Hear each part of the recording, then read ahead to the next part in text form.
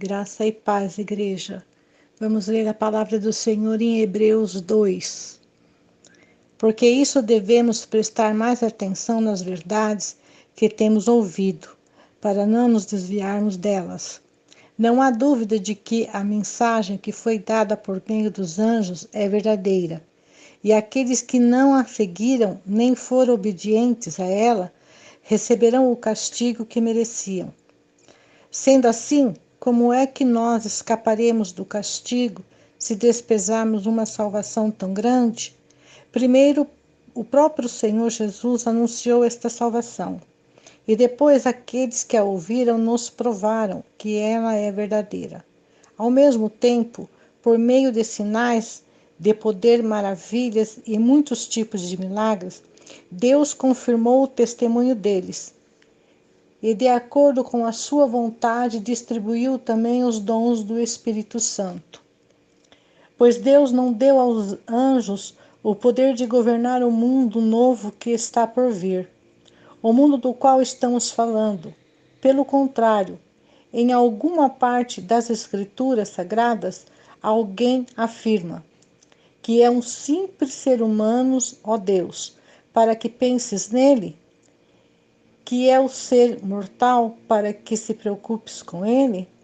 Tu o colocaste por pouco tempo em posição inferior à dos anjos, e lhe deste glória e honra de um rei, e puseste todas as coisas debaixo do domínio dele. Quando se diz que Deus pôs todas as coisas debaixo do domínio dele, isso quer dizer que nada ficou de fora. Porém, não vemos os seres humanos governando hoje todas as coisas, mas nós vemos Jesus fazendo isso. Por um pouco de tempo, ele foi colocado em posição inferior à dos anjos, para que, pela graça de Deus, ele morresse por todas as pessoas. Agora, nós o vemos coroado de glória e de honra, por causa da morte que ele sofreu. Pois Deus, que cria e sustenta todas as coisas, fez o que era apropriado e tornou Jesus perfeito por meio do sofrimento. Deus fez isso a fim de que muitos, isto é, os seus filhos, tomassem parte na glória de Jesus, pois é Jesus quem os guia para a salvação. Jesus purifica as pessoas dos seus pecados, e todos, tanto quanto os que são purificados, têm o mesmo Pai, e por isso que Jesus não se envergonha de chamá-los de irmãos, como ele diz: ó Deus, eu falarei a respeito de ti aos meus irmãos, e te louvarei na reunião dos povos. Diz também: eu confiarei nele, e diz ainda: aqui estou eu com os filhos que Deus me deu. Os filhos, como eles o chamam, são pessoas de carne e sangue, e por isso o próprio Jesus se tornou igual a eles, tomando a parte na natureza humana deles. Ele fez isso para que, por meio da sua morte, pudéssemos destruir o diabo, que tem poder sobre a morte, e também para libertar os que foram escravos toda a sua vida por causa do medo da morte. E é claro que ele não veio para ajudar os anjos. Em vez disso, como dizem as Escrituras, ele ajuda os descendentes de Abraão. Isso quer dizer que foi preciso que Jesus se tornasse em tudo igual aos seus irmãos, a fim de ser o grande sacerdote deles, bondoso e fiel no seu serviço a Deus, para que os pecados do povo fossem perdoados. E agora Jesus pode ajudar os que são tentados, pois ele mesmo foi tentado e sofreu.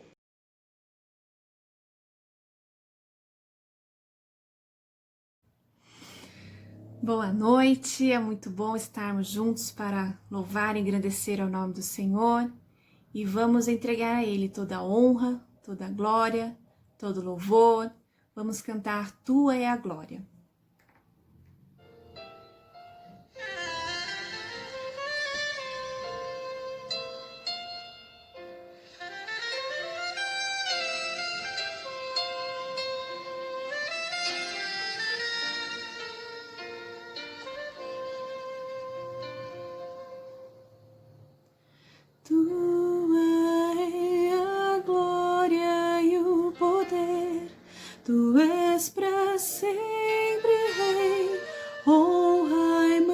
majestade estão diante do Senhor. Não existe nenhum Deus que seja digno como tu. Nada vai me separar de ti. Tu és a própria vida em mim. Não deixarei de te louvar. Não deixarei de te buscar. És a razão da minha vida. Vivo pra te exaltar. Não deixarei de te louvar. Não deixarei de te buscar. És a razão da minha vida. Vivo pra te adorar. Tua é a glória e o poder. Tu és pra sempre Rei. Honra e majestade estão diante do Senhor. Não existe nenhum Deus que seja digno como tu. Nada vai me separar de ti. Tu és a própria vida em mim.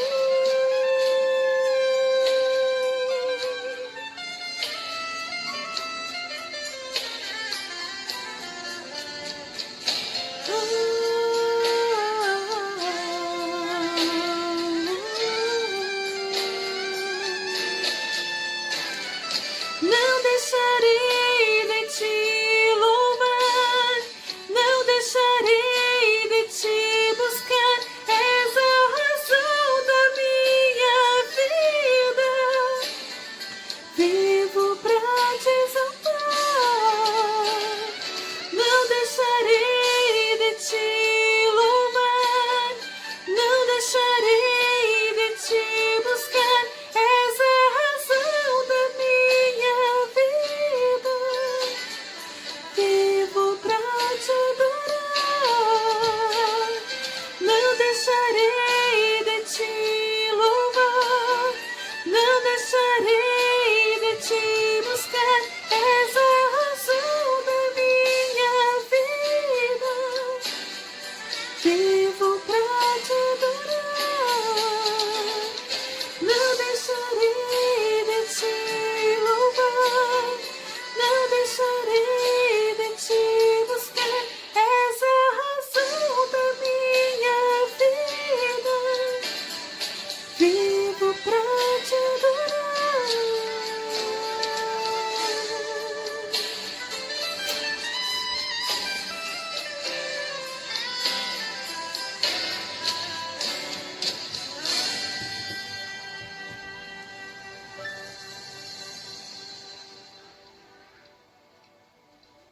Amém. Jesus, Tu és a razão das nossas vidas. Que possamos viver os nossos dias para louvar e engrandecer ao nome dEle. Vamos também cantar Canta Minha Alma.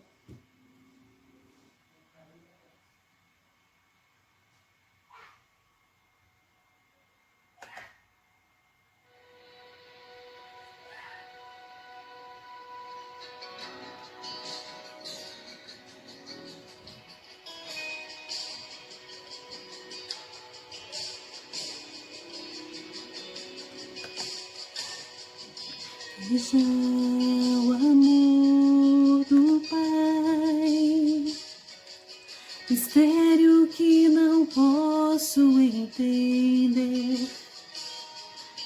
Quão grande é o seu amor e o quanto nos deseja.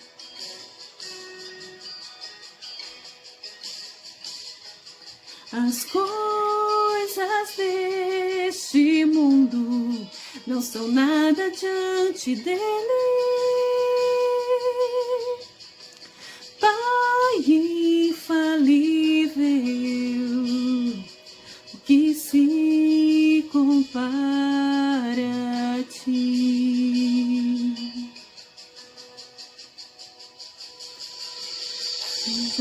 Filho de Deus, leão e o cordeiro dado a nós, o Verbo se encarnou, Salvador da minha alma.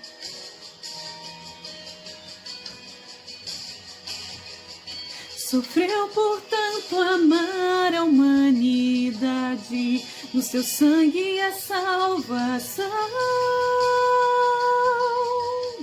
Jesus Messias, o justo se entregou. Não foi o fim, ele ressuscitou.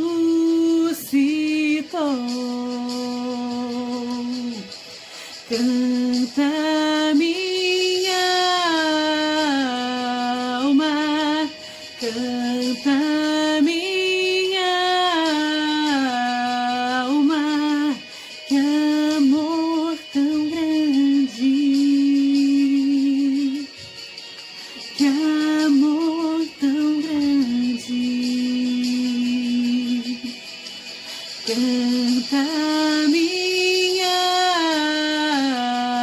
alma, canta minha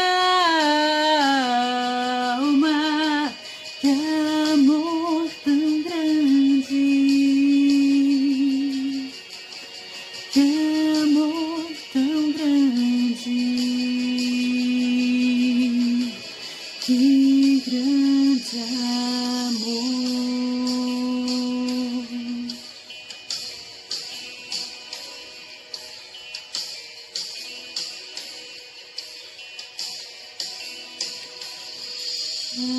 Comigo está o Espírito queimando em meu ser, amigo e protetor que me leva à verdade.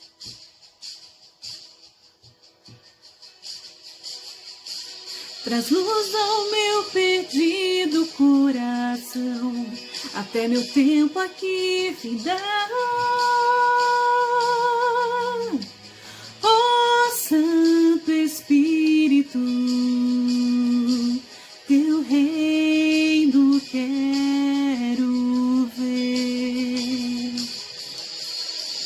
Ó Santo Espírito, faz em mim o teu querer. Canta minha alma, canta minha alma, que amor tão grande, que amor tão grande. Canta minha alma, canta minha alma, que amor tão grande, que amor tão grande. Canta minha alma,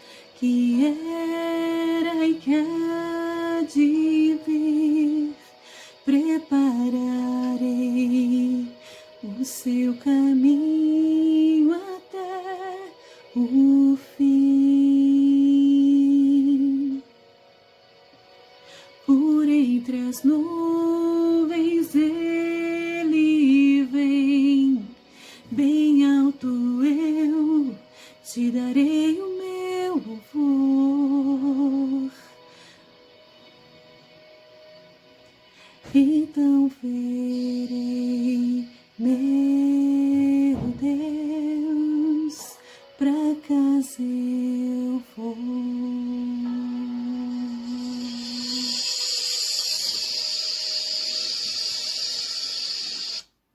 Glória a Deus. Canta minha alma ao Senhor. E gostaria também de compartilhar uma última canção com os irmãos, falar da maravilhosa graça do nosso Senhor Jesus. Maravilhosa graça.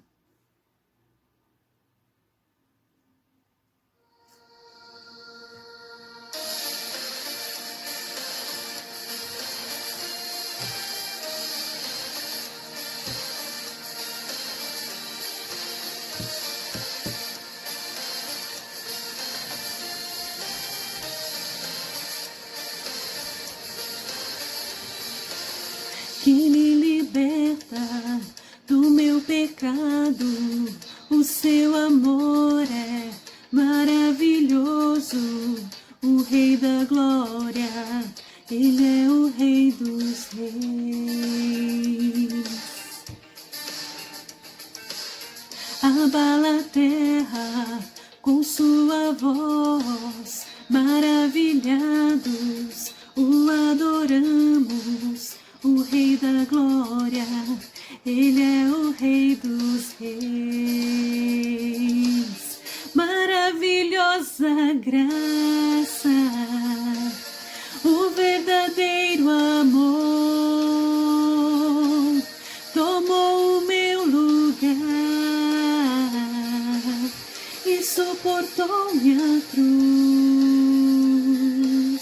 entregou sua vida para que eu fosse livre.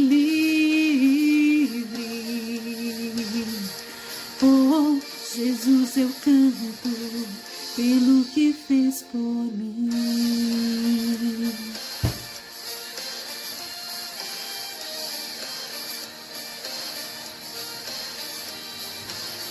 Que transforma a minha vida e faz dos órfãos filhos e filhas, o Rei da Glória, Ele é o Rei dos Reis.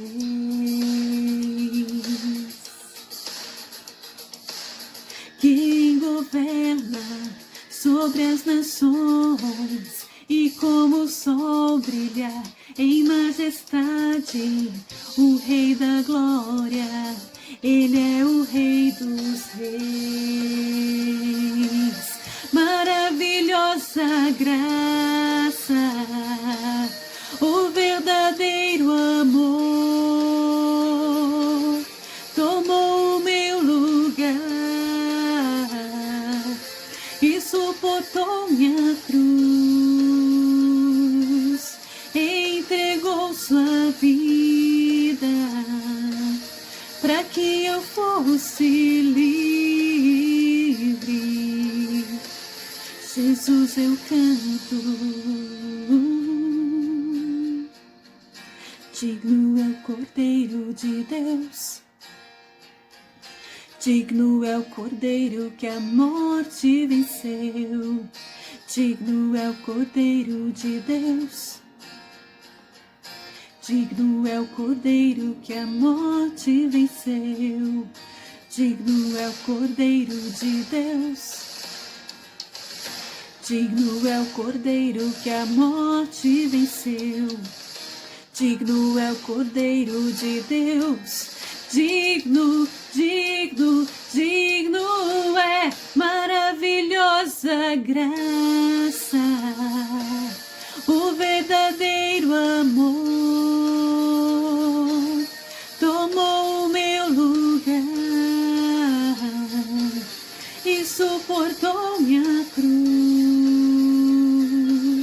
entregou sua vida para que eu fosse livre.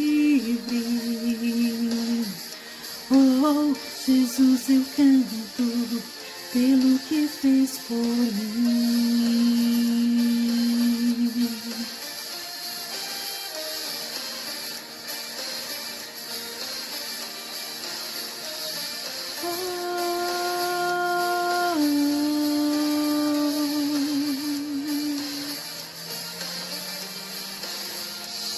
Amém.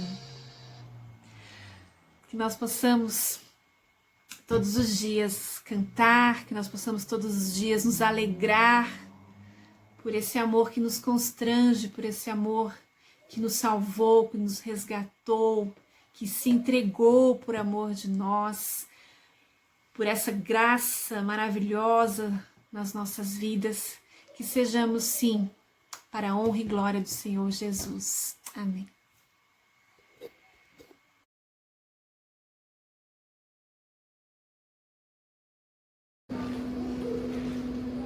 Estamos discorrendo o Evangelho de João, capítulo 20, e hoje chegamos ao verso 21. Se Deus assim permitir, vamos até o 23. Rogamos ao Senhor que nos dê entendimento e graça, nos dê força para que possamos ouvir a palavra do Senhor, compreendê-la, aplicar no nosso coração para a glória do nome do Senhor Jesus. Nós estamos nessa segunda parte, que são as provas que ocorreram nas reuniões dos apóstolos. Aqui no verso, nós estamos no verso 21, né? Então ali está compreendido ali entre 19 e 25. Este é o momento em que Jesus está com os discípulos, os apóstolos ali. Então, o texto propriamente dito está aí. 21, 22 e 23 do Evangelho de João, capítulo 20. Diz assim: E Jesus lhes disse outra vez: Que a paz esteja com vocês. Assim como o Pai me enviou, eu também envio vocês. E havendo dito isso, soprou sobre eles e disse-lhes: Recebam o Espírito Santo. Se de alguns vocês perdoarem os pecados, são-lhes perdoados. Mas se os retiverem, são retidos. Cristo aqui, ele comissiona os seus apóstolos, onde ele irá fundamentar a sua igreja. De vista, nós já percebemos que esse texto é de difícil compreensão. Ryle, em seus comentários, diz assim: Não podemos negar que o verdadeiro significado dessas solenes palavras tem sido durante séculos motivos de controvérsia e discórdia. No entanto, irmãos, as Sagradas Escrituras, elas nos auxiliam com as verdades que norteiam a igreja durante séculos, para trazer a verdadeira revelação desta obra de Jesus Cristo, dessas palavras do Senhor Jesus, para que possamos compreendê-la de forma correta e aplicar em nossas vidas. E isso é tão fundamental que, se nós desvirtuarmos aqui esse texto, nós teremos um evangelho falso.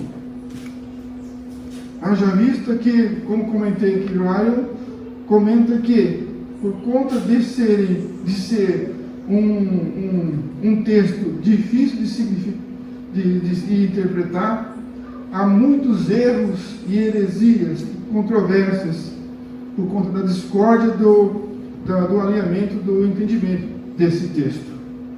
É sim realmente um texto difícil, evidentemente, não há dúvidas, mas para Deus, que é fiel em sua palavra, pelo Espírito Santo, pode nos conduzir, pode nos orientar, explicando-nos o verdadeiro significado dessas palavras. Então, que o Senhor nos ajude a fim de termos uma boa teologia, para vermos Deus aqui e sabermos o que realmente Ele quer dos seus seguidores, e em específico aqui dos apóstolos. Para isso, nós já vamos para uma carta do apóstolo Paulo, que escreve aos Efésios, no capítulo 2, que nos ajuda a nortear o texto ali de João. Então, nós sabemos que o Senhor Jesus fundamentou a sua igreja nesses apóstolos, os 12 apóstolos e profetas. Esses que tiveram como alicerce principal, como base, o Senhor Jesus Cristo. É Ele mesmo, Cristo, que sustenta esses fundamentos. Veja o que diz os versos 19 e 20. Portanto, vocês já não são estrangeiros nem forasteiros, mas como cidadãos dos santos e membros da família de Deus. Veja, passamos a ser membros da família de Deus. Nós não nascemos filhos, nós fomos adotados. Então agora fazemos parte da família de Deus, somos membros dessa família. Então o verso 20 nos indica como aconteceu isso. Então a Bíblia continua no verso 20: edificados sobre o fundamento dos apóstolos e dos profetas, tendo Jesus Cristo como pedra angular. Nós não podemos esquecer isso. Então a pergunta é: quem são esses apóstolos que estão aqui em Efésios 2 e 20? São os que foram usados para concluir a Bíblia, o cânon sagrado. Foram eles, esses apóstolos. É nesses que foram edificados os fundamentos da palavra de Deus. Nele, eles passaram a ser o fundamento das doutrinas do Senhor Jesus Cristo. Então esses são os apóstolos que estão na Bíblia, e somente os que estão registrados nas Escrituras. É bom sabermos disso. Seus nomes estão aí nas Escrituras. Não há outro fundamento a não ser esse que a igreja recebeu pelos apóstolos e profetas. E eles foram colocados e são autorizados pelo Mestre, o Senhor Jesus, comissionados por Ele. É isso que estamos vendo aí em João, capítulo 20. E esses apóstolos estão onde? Registrados nas Escrituras. Esses e somente esses foram habilitados e capacitados para que o que eles escrevessem fossem a palavra de Deus. Ninguém mais pode escrever a palavra de Deus. Novas revelações. Então, o verso 20 está dizendo: edificados sobre o fundamento dos apóstolos e dos profetas. Então, nos faz entender que são pedras sobre pedra. As pedras sobre a pedra fundamental, que é Jesus Cristo. São fundamentos em uma só pedra, Jesus. E os apóstolos são pedras, mas Jesus Cristo é a pedra principal, a pedra de esquina, a pedra angular da edificação. Então Cristo coloca sobre si esses fundamentos, que são os apóstolos, para que haja uma estrutura resistente, alinhada, tendo como ele aquela pedra que sustentará. Então, por isso, o versículo 20 no final diz: tendo Jesus Cristo como pedra angular. No entanto, percebemos que o versículo começa dizendo que edificados sobre o fundamento dos apóstolos. Então, eles não são eliminados aqui, eles são inseridos. E tanto nós temos esta doutrina neotestamentária, quer dizer, no Novo Testamento, para a igreja militante, para a igreja contemporânea, nos dias de hoje, que são esses apóstolos, que está aí no versículo 20, como também nós veremos a igreja na glória, a igreja glorificada, a igreja do futuro, a noiva do Cordeiro, a esposa do Cordeiro, e é aquela que aparece lá no livro das Revelações, no livro de Apocalipse. Veja em 21:14 de Apocalipse, diz assim: a muralha da cidade tinha 12 fundamentos, e neles estavam os nomes dos 12 apóstolos do Cordeiro. Fundamentos aqui aparecem novamente na glória. O texto diz que a cidade é protegida por um número específico de fundamentos. 12 é o número. E contém nesses fundamentos o nome dos apóstolos, dos 12. Então nós percebemos aqui a tratativa diferenciada aos 12. E é por isso que não consideramos para a igreja contemporânea, a igreja de hoje, de forma ordinária, os novos apóstolos. Não. Nós apenas consideramos esses aqui citados, os apóstolos do Cordeiro. A igreja, ela está segura, irmãos, por esta muralha, pela muralha que Cristo edificou sobre si mesmo. Os fundamentos dos apóstolos, mas são os apóstolos do Cordeiro. É a muralha que Jesus posicionou até os céus. E aqui percebemos que há um número específico delimitado pelo Senhor. E se o Senhor colocou os apóstolos como fundamento da igreja, nós não podemos negociar a segurança. Essa é a segurança da igreja. Porque se nós colocarmos outros fundamentos, nós estaremos abrindo brechas.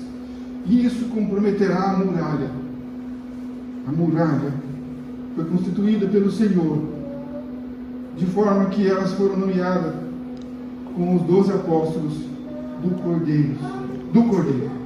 Se nós então aceitarmos novos apóstolos para fundamentar a igreja de hoje, estaremos colocando em risco toda a estrutura da igreja. Porque o Senhor Jesus não é a pedra angular de novas revelações extras bíblicas. O Senhor é a pedra angular, o fundamento da revelação que está nas Escrituras, que está na palavra de Deus. Então, no verso 21 de João começa dizendo, Jesus trazendo a eles a paz. E Jesus lhes disse outra vez, que a paz esteja com vocês. Jesus faz a introdução à comissão, e não é por acaso que ele repete aqui a saudação que ele tinha feito no versículo 19. Nós vimos isso aqui algumas semanas atrás. Que o Senhor Jesus, no verso 19, ele diz que a paz esteja com vocês. Não é comum fazer uma dupla saudação. Não é comum. Porém, nós vemos aqui que o Senhor novamente ali está saudando-os com a sua paz. Então nós entendemos que há aí um propósito, um novo propósito para isso, para essa segunda saudação. O que nós vimos no 19, na primeira saudação, no verso 19, entendemos que aquilo foi para acalmar ali os discípulos, trazer a paz ao coração deles. Eles estavam preocupados com a perseguição, com medo dos judeus. Já agora, essa segunda saudação, nós entendemos que ela merece uma importância que vai se discorrer aí no tema que estão nos próximos versículos. Nos versículos 22 e 23. De início, nós percebemos aqui que nessa segunda saudação, ela vem com um chamado, que a paz esteja com vocês. Eis aí o chamado. Assim como o Pai me enviou, eu também envio vocês. Cristo está aqui vocacionando os apóstolos ali e revelando que eles seriam enviados da mesma maneira que ele, o Senhor Jesus Cristo, havia sido enviado pelo Pai. Dessa forma, a paz estaria com eles, que é o preâmbulo, a introdução da comissão, quando ele diz que a paz esteja com vocês. Cristo é a paz da igreja, Cristo é a minha, é a sua, é a nossa paz. Então Ele está conosco. E a mensagem é essa: a divulgação de Cristo, Jesus, a verdadeira paz ao mundo. Lemos em Isaías 52:7 que diz assim: como são belos nos montes os pés daqueles que anunciam boas novas. O que são boas novas? Que proclamam a paz. Esta paz, a comunhão, a restauração da comunhão do homem para com Deus. O Evangelho trouxe isso. Novamente, a reconciliação. Que proclamam a paz, que trazem boas notícias, que proclamam salvação, que dizem a Sião, o seu Deus reina. Como são belos montes. Então, aqui percebemos que os discípulos deveriam proclamar a paz, trazendo essas boas notícias, esta proclamação da salvação que é o Evangelho. E é exatamente esta paz que o Senhor Jesus Cristo ofereceu, a paz de Deus e a paz com Deus. E ela deveria ser anunciada a todos. E então ela repousaria sobre os homens de paz. Sobre os homens de paz. Aqueles interessados realmente em Deus. Veja Lucas 10, 5, 6. Quando entrarem numa casa, digam primeiro, paz a esta casa. Se houver ali um homem de paz, a paz de vocês repousará sobre ele. Essa instrução aos discípulos. Senão, ela voltará para vocês. Os discípulos deveriam replicar o que Cristo havia feito ali. Assim como o Senhor Jesus diz em João 20, 21, que a paz seja com vocês, eles deveriam fazer a mesma coisa. Ali, a paz a esta casa. De forma que o Senhor revela que aquela paz, ela permaneceria ali, apenas se houvesse homens de paz. Caso contrário, a paz retornaria a eles. Então, os apóstolos ali, aqueles homens, eles foram indicados para se dedicarem à divulgação do Evangelho, da paz de Cristo, e a estabelecer o reino de Cristo, o reino que o Senhor Jesus havia inaugurado. E temos visto que isso custou a vida de muitos deles, digamos de quase todos. Esses apóstolos foram rejeitados pelo mundo como embaixadores por tratarem da paz de Cristo. Mas eles, como arautos, a proclamaram. O Senhor Jesus os comissionou, eles foram enviados pelo Senhor Jesus e eles obedeceram. E aquela proclamação da paz repousou sobre os homens de paz.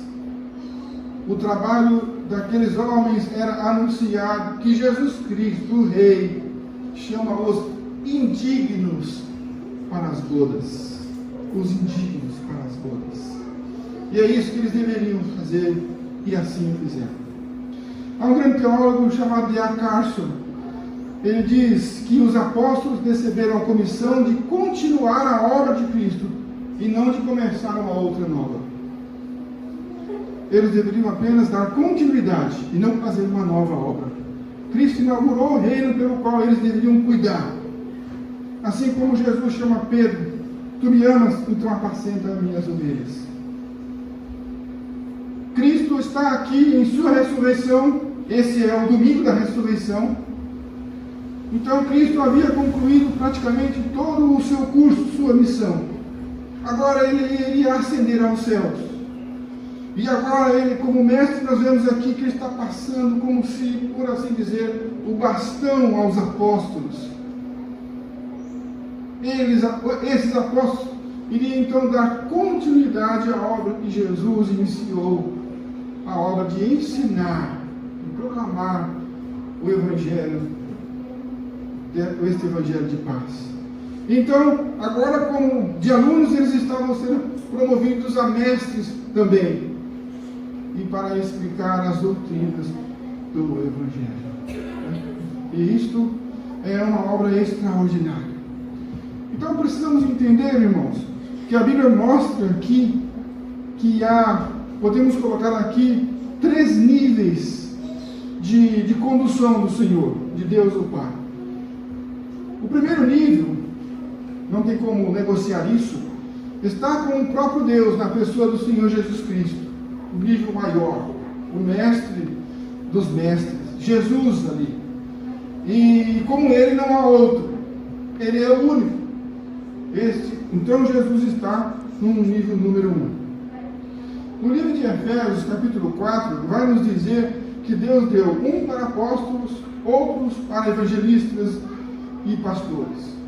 Nós entendemos aqui que os apóstolos estão aqui como se no nível 2, porque só eles deram continuidade ao cânon sagrado.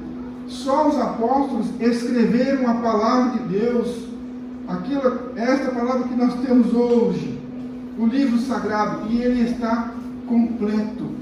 A Bíblia está fechada, não há mais novas revelações. E como esses apóstolos, não há outros. Eles foram os únicos sucessores do Senhor Jesus Cristo. E esses apóstolos receberam a doutrina do Senhor diretamente dele. E essas doutrinas, elas têm a mesma autoridade de Cristo. Nós não podemos falar, olha, ao olhar para as Sagradas Escrituras, olha aqui a palavra do próprio Senhor Jesus. Ao ler as cartas dos apóstolos, é a própria palavra do Senhor Jesus, por intermédio desses apóstolos. Tem a mesma autoridade. Agora, a igreja recebe, por assim dizer, em terceiro nível, os evangelistas e pastores como líder. Mas eles estão lá, em terceira categoria. Cristo é a primeira categoria, como ele não há outra. Os apóstolos, em segundo nível, eles foram nomeados num número fechado, para que pudesse concluir o cânon sagrado. Ok, e agora?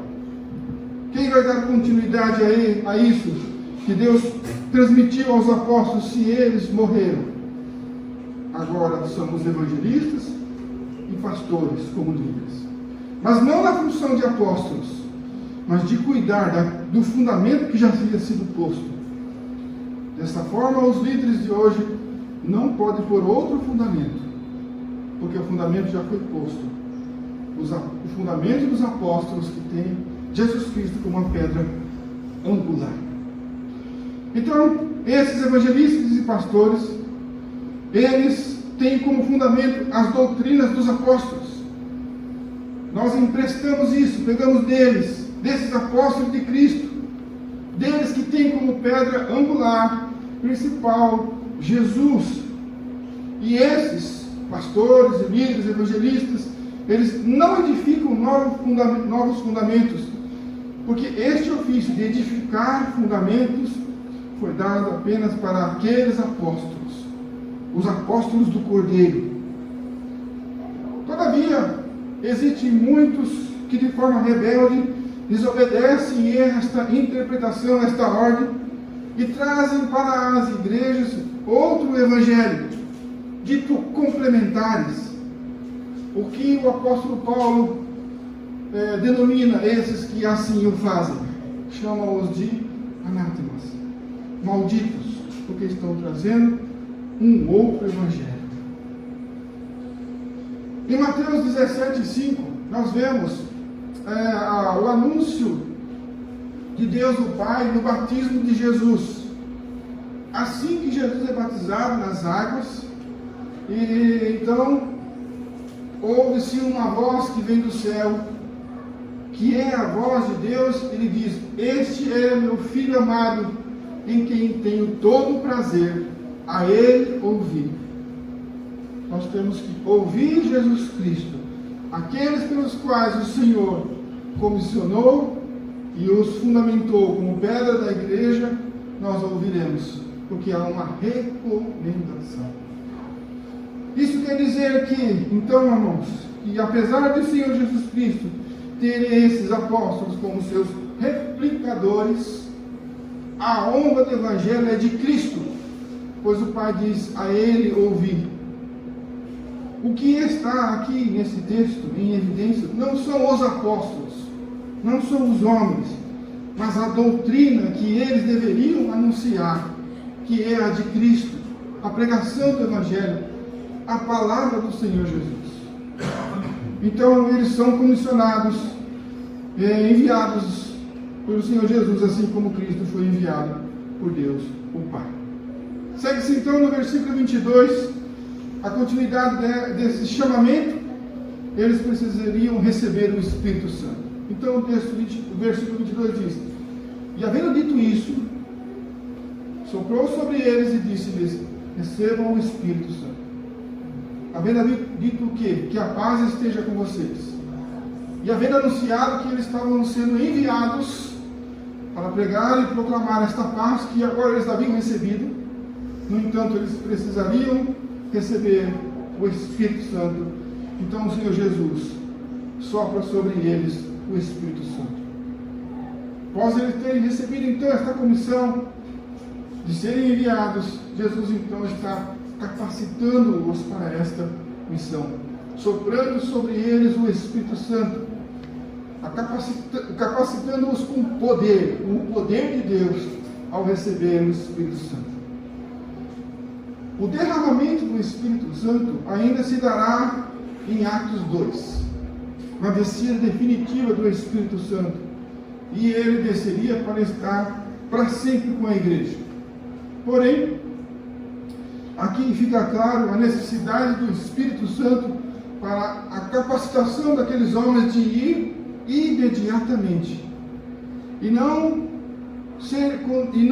ir por seus próprios passos independente, mas ir conduzido pelo Espírito Santo enviado pelo Senhor Jesus. Aqui estava então a segurança de que esse dom que eles acabaram de receber viera do Espírito de vida. Em inúmeros textos da palavra, o Espírito é denominado com esse ofício, o Espírito de vida. Eles precisariam pregar o Evangelho da paz com vida. E esta vida só poderia ser concedida através do sopro de Cristo, aquele que pode fazer isso. Esta ação do Senhor Jesus Cristo alcançaria inclusive também a Tomé, que estava ausente ali, bem como também posteriormente o apóstolo Paulo, que também não está ali, porque o Espírito Santo de Deus saberia o momento e onde encontrá-los. A obra do Senhor seria perfeita. Eu tenho uma citação aqui também de Matthew Henry. Ele diz assim, em seus comentários, ele sugere que esse sopro se referia ao fôlego da vida nele, em Cristo, como Criador. Aqui então a sua deidade, a deidade de Cristo é manifesta, porque quem pode soprar o Espírito Santo? Só Deus. Há muitos que tentam soprar o Espírito Santo por aí, mas isto é algo peculiar a Deus. Como Jesus havia feito também lá em Gênesis 2:7. Mas Jesus está em Gênesis 2:7? Sim. Porque ali quando ele cria o ser humano, ele diz, façamos o homem. Ali está o Espírito Santo, está o Pai, está Jesus. Veja lá. Então do pó da terra, o Senhor formou o ser humano. O Senhor soprou no nariz dele uma respiração de vida, e assim ele se tornou um ser vivo. É o mesmo Deus. Aquele Deus que criou os céus e a terra, o universo, todas as coisas que há, está aqui, diante dos discípulos, soprando sobre eles. É a maneira, é o jeito de Deus trabalhar. Ele trabalha assim. E nisso então fica manifesto a deidade de Cristo, porque só Deus pode soprar vida. Há um só que é o autor da vida, e esse é Deus, o Criador, e está ali. Ao dizer essas coisas, irmãos, então fica explícito que só Deus pode soprar a vida. Todos os que se vangloriam em achar que estão concedendo o Espírito Santo por intermédio do seu sopro, eles estão tentando usurpar da glória de Cristo. Essa glória pertence à sua deidade, a glória de Cristo. Cristo então havia ali iniciado no seu reino aqueles homens para que eles pudessem obter vida. E eles foram orientados para que permanecessem em Jerusalém até que do alto pudessem ser revestidos do poder do Espírito Santo. Nós vemos que Jesus é o autor desta obra maravilhosa e magnífica. Ele está preparando os fundamentos pelo qual a igreja será sustentada.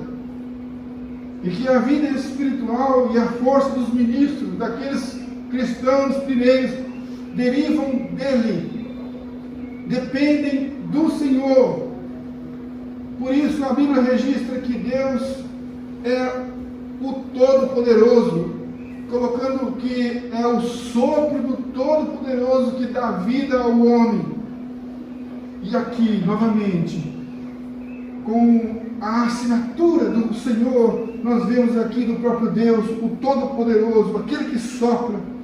Ele está regenerando esses homens, dando paz, vida a eles. É aquele que faz nos nascer de novo. Jó é registrado no livro de Jó 33:4 isto: pois foi o Espírito de Deus que me fez, é o sopro do Todo-Poderoso que me dá a vida. É somente Ele, é o sopro do Todo-Poderoso. Quem é o Todo-Poderoso? É o Senhor. Pode haver inúmeros sopros, mas somente o sopro do Todo-Poderoso é que dá a vida. E isso nos evidencia, em primeiro lugar, que o Espírito de Deus, que procede de Jesus Cristo, que procede do Filho, vem através do seu sopro. Por isso que nós sabemos que Jesus é a vida. E Ele concede a sua vida através do sopro. E quando Ele sopra, vem uma pessoa, o Espírito Santo. Existe um outro aspecto do sopro divino: o sopro para a justiça. E isso é tremendo, terrível, poderíamos dizer. Nós vamos ver em Isaías aqui o justo sopro de Deus que vem como o furor de sua ira. Isaías 11:4. Olha lá. Mas julgará com justiça os pobres e decidirá com equidade a favor dos mansos da terra. Castigará a terra com a vara de sua boca e com o sopro dos seus lábios matará o perverso. Da mesma forma que um sopro da vida também mata. Constrói, também destrói. O sopro vai ter uma função mediante o querer de Deus. Veja 30-33 também de Isaías. Porque há muito está preparada a fogueira. Sim, preparada para o rei. Veja como está a fogueira. Ela é profunda e larga. E já está com fogo. Já tem lenha em abundância. E agora o que precisa? Só soprar. Para acender ainda mais. Então o sopro do Senhor, como torrente de enxofre, a acenderá. Então nós vemos nesse aspecto, o sopro de Deus, ele pode vir de forma para destruir e consumir. Enquanto, sem o sacrifício de Cristo, o sopro de Deus virá como um furor de sua ira para matar os perversos. Agora o sopro de Deus, através de Cristo, porque Cristo soprou ali, que é o próprio Deus, mas nesta pessoa significa o poder de sua graça, de sua misericórdia, de seu favor. Então o sopro de Deus, o sopro da ameaça agora é transformado em sopro de amor, graças à mediação de Cristo, sem Cristo, nós seremos destruídos com o seu sopro. Mas através de Cristo, aquele sopro que é uma ameaça para a nossa existência, passa a trazer para nós vida. Por isso a necessidade da pregação do Evangelho, para que o sopro do Todo-Poderoso não nos mate. Isso são as boas novas. Para que possamos receber a vida e não a morte do Senhor pelo Espírito de vida, é necessária a pregação do Evangelho, o poder de Deus, para que possamos ser transformados pelo poder do Evangelho e esse sopro não venha sobre nós para nos destruir. A palavra de Deus, ela vem por intermédio do Espírito Santo, e o Espírito Santo acompanha a palavra de Cristo, o Verbo de Deus, a palavra de Deus soprada, e vem como um dom. A pessoa do Espírito Santo é a dádiva de Cristo, nos concedendo a sua presença, a presença de Deus na pessoa do Espírito Santo. E é isso que acontece no batismo em Cristo. Nós somos batizados em Cristo, de forma espiritual. Veja Gálatas 3:27. Porque todos vocês que foram batizados em Cristo, de Cristo se revestiram. Somos revestidos de Deus, porque fomos batizados nele, fomos inseridos nele. O Espírito Santo é que nos insere no corpo de Cristo. Então fazemos parte de Deus. E estamos aqui participando do corpo e do sangue do Senhor Jesus. Uma outra coisa que precisamos dizer também, irmãos, é que os apóstolos, através das orações, eles suplicando ao Senhor, transmitiam o Espírito Santo com a imposição de mãos. Porém, eles o faziam apenas como mensageiros. Eles não podiam compartilhar o Espírito Santo que estava neles. Não era isso. Não é que neles há poder e eles compartilham o Espírito Santo, mas eles precisavam rogar a fonte do Espírito Santo, que é Cristo. Eles não eram a fonte do Espírito Santo. Eles não compartilhavam aquilo que eles tinham, mas ele rogava ao Senhor para que Deus soprasse também sobre os outros crentes. É por Deus.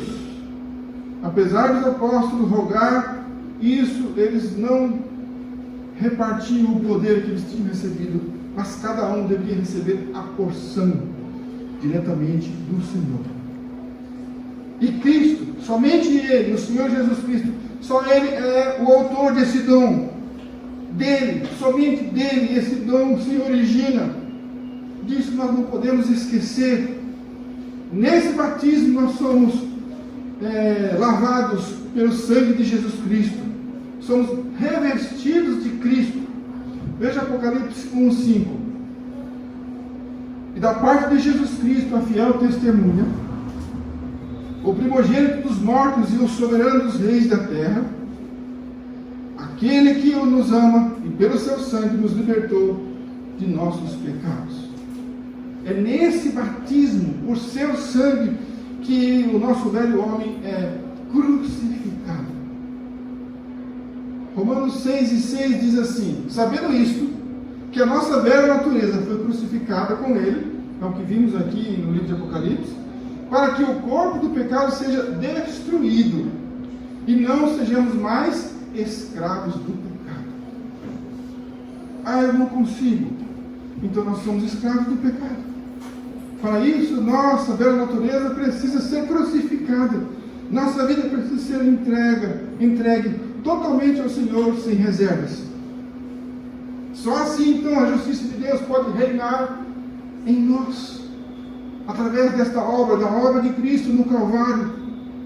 E nós somos aqui, nesta noite, nesta manhã, estamos fazendo este momento da Santa Ceia. Fazemos isso periodicamente, quando nós participamos da carne e do sangue de Cristo.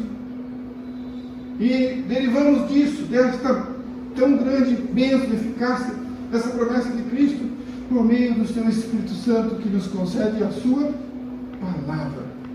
E ela vem soprada pelo Espírito Santo. Nós cremos que somente Cristo é quem concede todas as bênçãos. E ponto.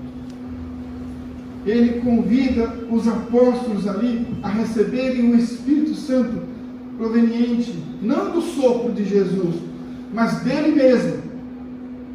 Não há virtude no sopro de Cristo, mas há virtude nele, em Cristo, aquele que sopra. Ele sopra essa pessoa, ele sopra sobre nós, o próprio Deus, o Espírito Santo. Não podemos mistificar o sopro em si, porque o poder está naquele que sopra. Porque muitos podem soprar, nada vai acontecer. Mas se Cristo soprar, as coisas vão mudar. Amém. O Espírito Santo, então, seria dado cada vez mais para fortalecer a cada um de nós, a igreja de Senhor Jesus Cristo. E isso deveria acontecer gradualmente. Jesus está ali com os discípulos, mas ele vai ser glorificado, ascenderá ao céu. E agora outro Consolador assumirá esse lugar. Que Cristo tinha prometido isso. E então aqui nós começamos a perceber o início dessa transmissão de comando que ele transfere ao Espírito Santo. Ele disse que não nos deixaria órfãos e não nos deixou. Jesus disse: eu vos envio o Espírito Santo e vós tereis o Espírito Santo. O Espírito Santo que irá acompanhar a igreja de Jesus Cristo através dos séculos. Glória a Deus, e o Senhor assim o fez. Temos o Espírito Santo. É Ele, o Espírito Santo, a nossa companhia. Agora o Espírito Santo é o Deus conosco. E isso vem para qualificar os seus ministros. Não somente os ministros, mas a todos os crentes, com todos os serviços. Somos revestidos de Cristo, revestidos de Deus. Deus é Espírito, revestidos do Espírito de Deus. E havendo dito isso, soprou sobre eles e disse-lhes: recebam o Espírito Santo. É a fé que opera na igreja de Jesus. É a fé que vem através do Espírito Santo que nos é dado por Cristo, o autor da nossa fé. É o Espírito Santo que abre nosso entendimento. O Senhor Jesus prometeu que nos concederia o Espírito Santo para que nós pudéssemos lembrar de todas as coisas que Ele havia ensinado. É o Espírito Santo que encoraja a igreja para prosseguir, inclusive em meio às tribulações e perseguição. Por isso a igreja está ainda de pé. Veja Efésios 1,13, diz assim: nele também vocês, depois que ouviram a palavra da verdade, o evangelho da salvação, tendo nele também crido, receberam o selo do Espírito Santo da promessa. Eis aqui a evidência do selo do Espírito Santo: ouvir e crer. O evangelho é o poder de Deus. Então vamos lá, novamente. Veja a sequência. Depois que ouviram a palavra da verdade, que é o evangelho da salvação, tendo nele crido em Jesus Cristo, pronto, receberam o selo do Espírito Santo da promessa. A evidência do selo do Espírito Santo é o fato de você ter ouvido o evangelho verdadeiro, genuíno da salvação e ter crido em Jesus Cristo. Pronto. Mas como que eu faço para ser selado com o Espírito Santo? O texto está dizendo: creia em Jesus Cristo através da pregação do evangelho e você terá o selo do Espírito Santo. É isso. Porque o evangelho, o que é o evangelho? É o poder de Deus para a salvação de todo aquele que crê. Quando realmente eu recebo o evangelho, o poder de Deus, eu sou selado para fazer parte de Cristo, de Deus, ser propriedade de Deus. Então, se Ele nos concede o Espírito Santo, ao dizer receba o Espírito Santo, nós devemos receber o que Cristo dá. E é por isso que vemos aqui esta frase: recebam o Espírito Santo. Receber o Espírito Santo é também se submeter nossas almas a Ele, ao Espírito Santo, depender dEle, sermos influenciados pelo Espírito Santo, ser vivificados pelo Espírito Santo, santificado pelo bendito Espírito Santo. É o Espírito Santo, é Ele que estimula a igreja do Senhor Jesus, do qual fazemos parte. É Ele que nos faz seus discípulos, obedientes, filhos por adoção. É o Espírito Santo. Não podemos viver sem o Espírito Santo, que então viveríamos sem Deus.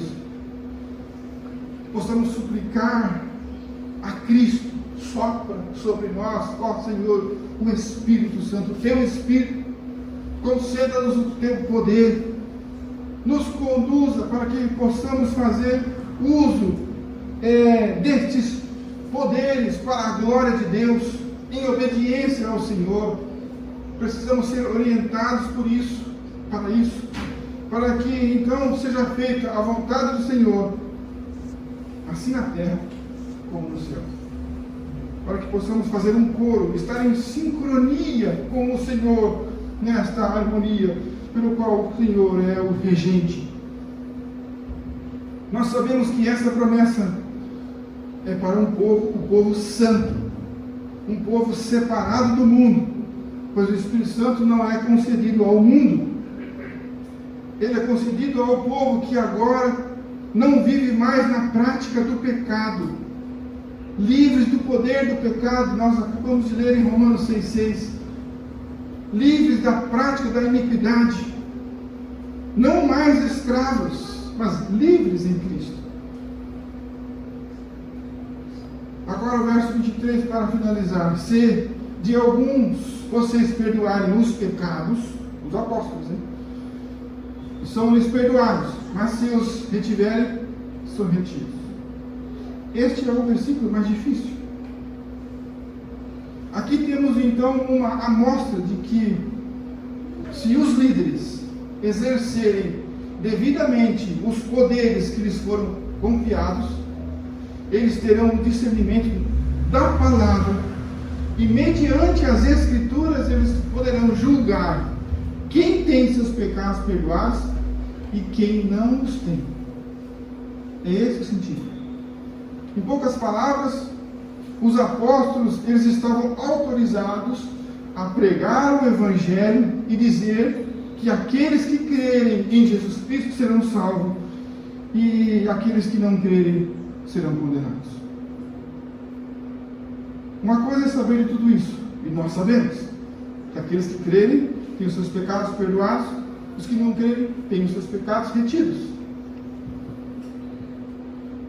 Outra coisa, irmãos, quem é que está autorizado para anunciar o destino dos pecadores? Quem está? A resposta está no verso 23. A igreja. A igreja está autorizada. A igreja que prega o Evangelho de Jesus Cristo. A igreja está habilitada a proclamar o Evangelho. O Evangelho que para uns é o aroma de Cristo e para outros é cheiro de morte. Por isso a pregação do Evangelho é essa. Se você crê em Jesus Cristo, você está salvo, o céu te aguarda. Se não creres, continuarás condenado e será lançado no inferno. Quem é que pode dizer isso? Quem os autorizou a falar dessa maneira com os seres humanos? Jesus. Deu esta autoridade para que através do Evangelho pudesse ser anunciado quem estava perdoado e dos que não estavam perdoados. E não é aquilo que nós achamos, irmãos. E não é aquilo que os apóstolos receberam, uma revelação do coração daqueles que estavam ouvindo a mensagem do Evangelho. Não é uma revelação. Você tem pecados perdoados e você não tem. Eu retenho de você e perdoo de vocês. Não é isso. Mas é, na verdade, algo visível. É o resultado da atitude do ouvinte pecador. Que o pregador levou ele à decisão. Que fará de Jesus chamado Cristo, eu entrego a minha vida. Então, se realmente isso aconteceu, seus pecados estão perdoados. Eu não quero saber de Jesus. O próprio Evangelho vai dizer, você continua condenado.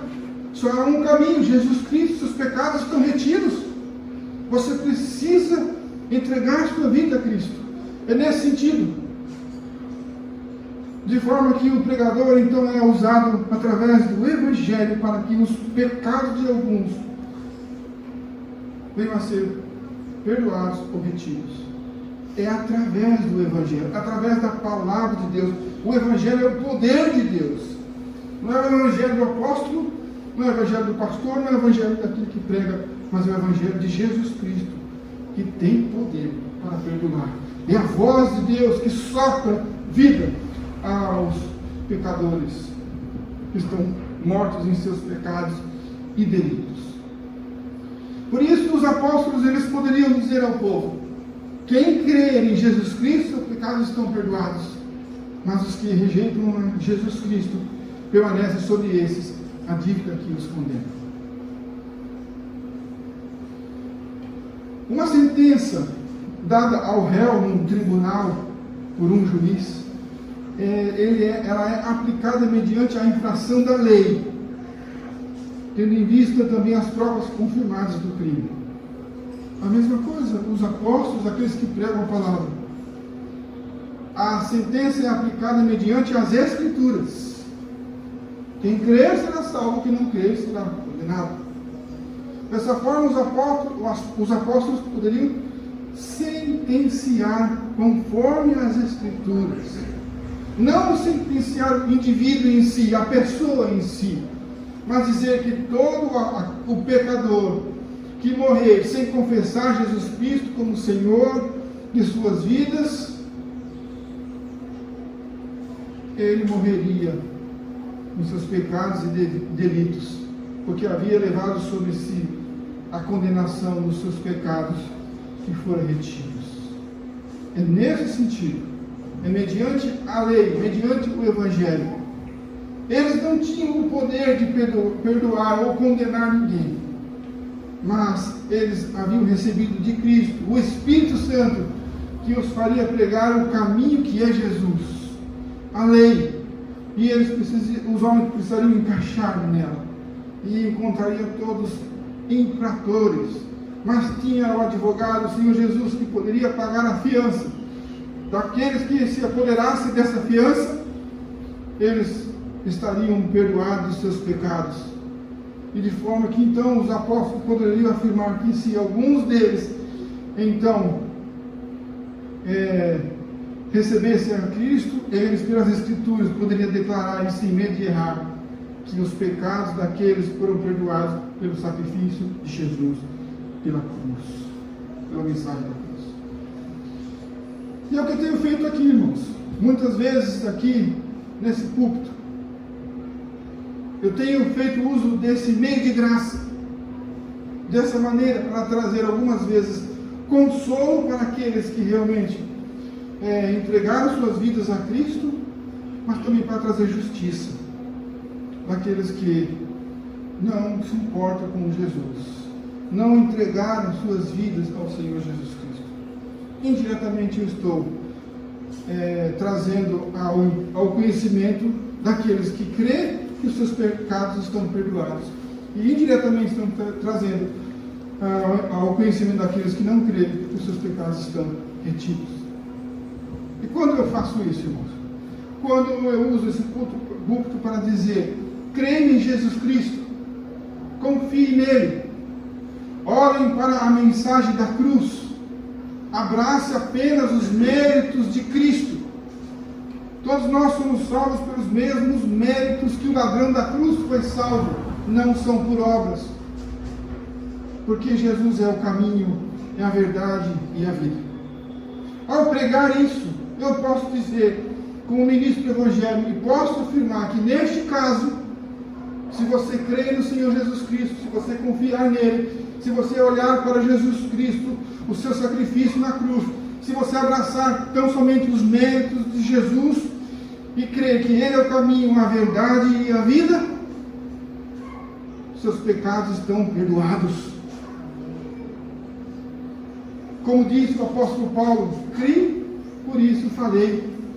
E a todos nós, irmãos, que cremos, que também podemos falar, ao pregar o Evangelho para as pessoas, sem medo de dizer que todos nós somos pecadores, condenados, e que nossos pecados estão retidos, mas há um caminho que pode mudar a situação do destino, do nosso futuro, que é Jesus Cristo. Alguém poderá dizer, mas quem é você para falar essas coisas? Eu sou um ministro do Evangelho. Eu prego o Evangelho. O Evangelho nos autoriza a dizer estas coisas. Entende? Em contrapartida, então, nós podemos afirmar ao contrário. Aqueles que não creem em Jesus Cristo, que não confiam nele, aqueles que desprezam o sacrifício do Senhor Jesus na cruz do Calvário, aqueles que buscam outros méritos além de Cristo para a sua salvação, e que procuram outros caminhos e estão envolvidos em outras verdades, como ministro do Evangelho, posso afirmar que neste caso, os pecados desses continuam retidos. Entende? É nos termos do Evangelho. Nós vemos nas Escrituras o apóstolo Pedro também declarando perdão aos pecadores, em Atos 2,38. E disse-lhes Pedro, arrependei-vos e cada um de vós seja batizado em nome de Jesus Cristo, para perdão dos pecados. Olha aí. E recebereis o dom do Espírito Santo. Atos 3,19 também é a mesma coisa. Arrependei-vos, pois, e convertei-vos, para que sejam apagados os vossos pecados. Ora, como assim apagados os nossos pecados? Quem é você? Olha, os termos do Evangelho estão sendo pregados. E venham assim os tempos do refrigério pela presença do Senhor. Nós vemos que sempre essa declaração, ela não precedia os termos do Evangelho. O Evangelho sempre estava na frente. O perdão dos pecados era apenas um efeito. A causa era o Evangelho. O Evangelho que é o poder de Deus. Só Ele, só Deus tem o poder para perdoar pecados através do poder do Evangelho. De forma que nós não vemos nas Escrituras nenhuma afirmação, inclusive nem mesmo no livro de Atos dos Apóstolos, nem mesmo nas epístolas pastorais, a recomendação de confissão e absolução de pecados pelos sacerdotes. Muitos pegam esse versículo fora do contexto e colocam ali sacerdotes que devem ouvir a confissão dos pecados para a absolução. Isso está equivocado. O perdão do pecado não vem através da confissão, vem através dos termos do Evangelho, o crer em Cristo, o arrependimento e a conversão. Amém. Vou concluir aqui lendo apenas um comentário de Ryle e finalizo. Devemos concluir nossas considerações sobre a passagem com um profundo senso da importância do ofício de um ministro do Evangelho, quando este ofício é realizado de acordo com a mentalidade do Senhor Jesus. Não existe honra maior do que sermos embaixadores de Cristo e proclamarem em nome dele o perdão dos pecados ao mundo perdido. Mas tenhamos cuidado para não tributar ao ministério cristão mais autoridade do que o próprio Senhor Jesus lhe conferiu. Tratar os ministros do Evangelho como intermediários entre Deus e o homem equivale a roubar de Cristo sua prerrogativa, a ocultar dos pecadores a verdade da salvação e a exaltar homens ordenados ao ministério a uma posição para a qual estão completamente desqualificados. Só Deus perdoa os pecados. Amém? Deus abençoe.